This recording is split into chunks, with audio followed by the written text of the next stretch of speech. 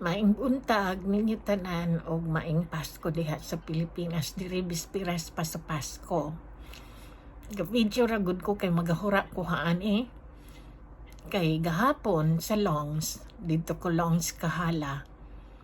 I was just shocked kay naay mga naapagid makatilaw pagid ka makaagi pa kag mga discrimination, mga lain-lain kinaiya sa mga tawo.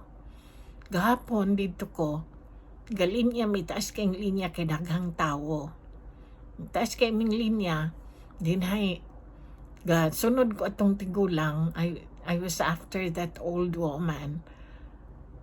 Unya kalit lamang tong tao na he's not young, he's not old, but he's still probably mid 30s or 40s.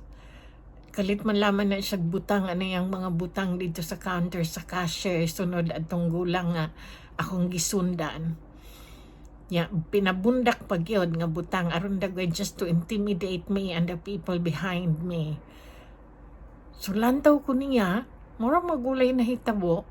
Lantaw po ang tigulang babae niya with the sharp eyes, mura magulay na hitabo.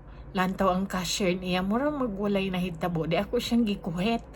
Akong giignan og, excuse me, are you next to her?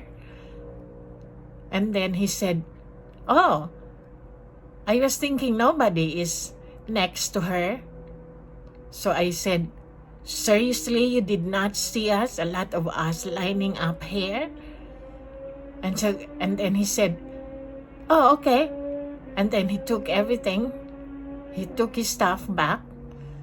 And then the old man behind me said, there are a lot of people behind you.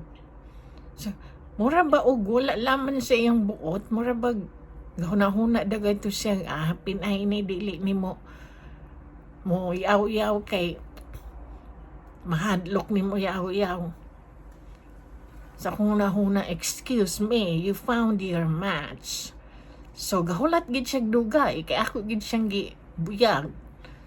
Dili ko ganahan anang mga ingon anang mga tao kay bisag unsay ato ang race. Tao ra gud ta. Anya nahitunong lang siya og Pinay nga dili mahimog magatak-om rin ng baba. Especially og I feel that there's injustice and discrimination in what you did. Kay daghan na kay kung naagian ana and it's painful. So kinahanglang mo tingog ta panalagsa.